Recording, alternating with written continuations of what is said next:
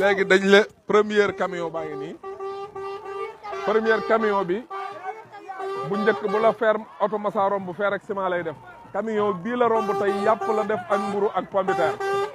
jóge kër maam Cheikh Fall jëm kër Sëñ Touba jërëjëf Fall waaw mi ngi wax kenn du sëñam di xadi mi ngi nii barke borom Touba deuxième camion baa ngi nii deuxième camion baa ngi nii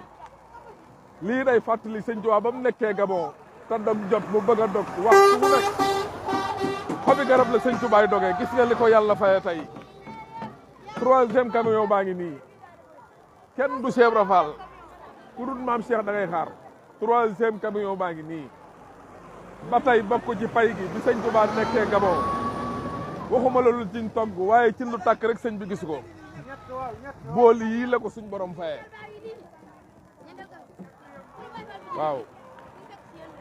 kenn du moom kenn du Cheikh Ibra Fall waaye jaaraama sëñ di xadi waaw Fall bii mooy ñeenteelu camion bi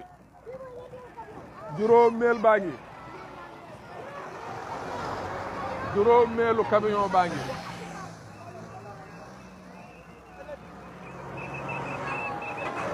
mburu la def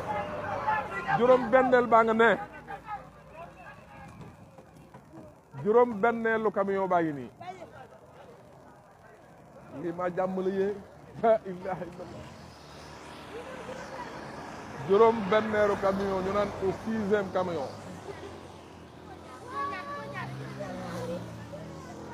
septième camion baa nga nee di génn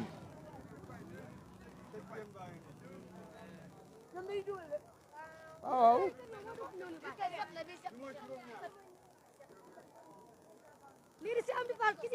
lii daal ki ko waral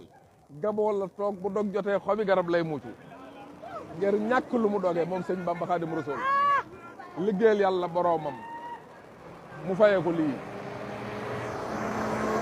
septième camion baa ngi nii huitième baa nga nee di génn huitième camion bi waaw Fall bii mooy huitième camion bi neuvième baa nga ne lay fëll huitième baa ngi nii neuvième baa ngay fëll waaw mooy huitième neuvième baa ngi barke sëñ Tuuba ko mën na def barke Sëriñ Bamba la ilaha illallah dixième baa nga ne dixième baa nga ne la di génn